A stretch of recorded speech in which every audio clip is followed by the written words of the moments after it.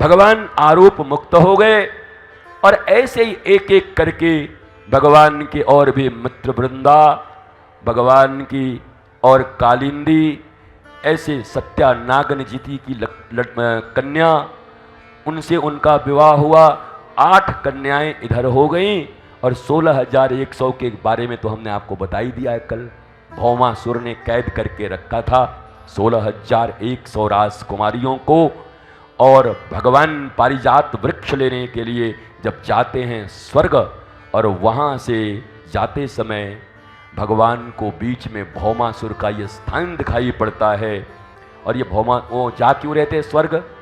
नारद जी ने झगड़ा लगवा दिया था महाराज ठाकुर जी के घर में थोड़ा सा। नारद जी ने लाके पारिजात वृक्ष दे दिया रुक्मिणी जी को, और जाके सत्यभामा जी को कह दिया कि स्वामिनी जी हम तो आपके लिए लेके आ रहे थे, सोई ठाकुर जी बीच में मिल गए। बोले अरे छोड़ो, सत्यभामा क्या करेंगे, रुक्मिणी को दे के आओ। अरे महाराज घड़ी खड़ी लड़ाई लगा गए घर में। भगवान ने कहा नारद जी हम कहाँ राजकाज करके आते हैं, आप कहाँ यह करने? अरे बोले ठाकुर जी भौमासुर को कौन मारेगा?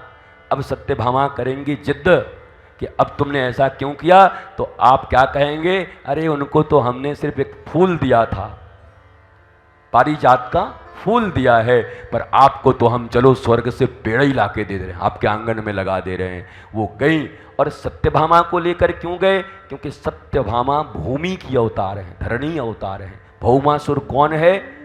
भूमि से पैदा हुआ है।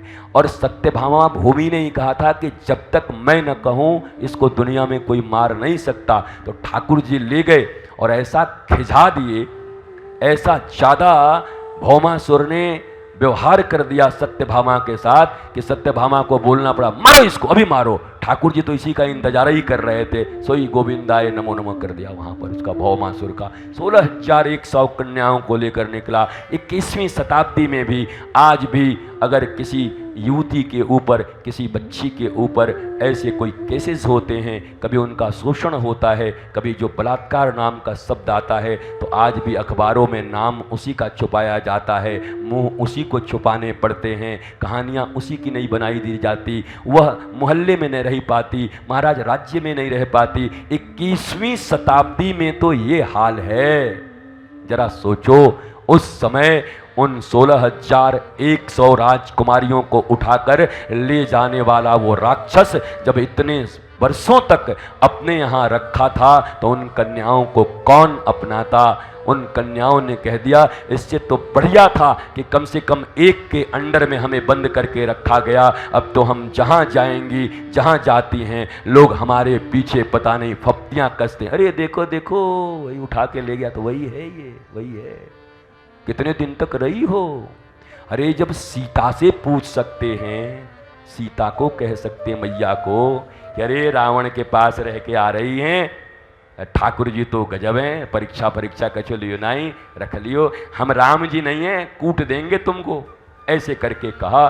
तो केवल वो एक धोबी की बात नहीं थी, रामा अवतार में प्रत्येक घर में एक खुशफुसाहट चल रही थी। हर घर में यही लोग कह रहे थे, जब लड़ाई हो पति पत्नी में तो पति उठे, ऐ सुन हम राम जी नहीं हैं, समझ गई कि हम छोड़ देंगे, जहां जाएं वहीं ये वार्ता उठे।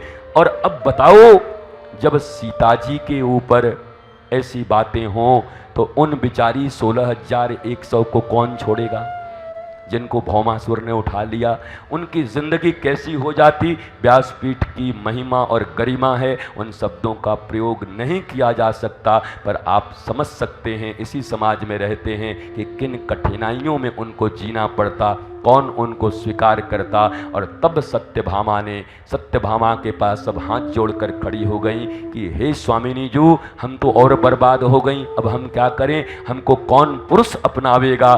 तो वहीं पर सत्यभामा ने कहा अब तुम्हें कोई पुरुष नहीं, साक्षात पुरुषोत्तम अपनावेंगे, तुम पुरुषोत्तम की महाराज रानी बनोगे। राजन्य कन्यानां 6,000 भौमाहृतानां विक्रम्य राजभ्यो ददृशे हरि ताः प्रहिणोद्वारवतीं सुमृष्टविरजोऽम्बरा नरयानैर्महाशोकान् रथास्वान् द्रविणं महत्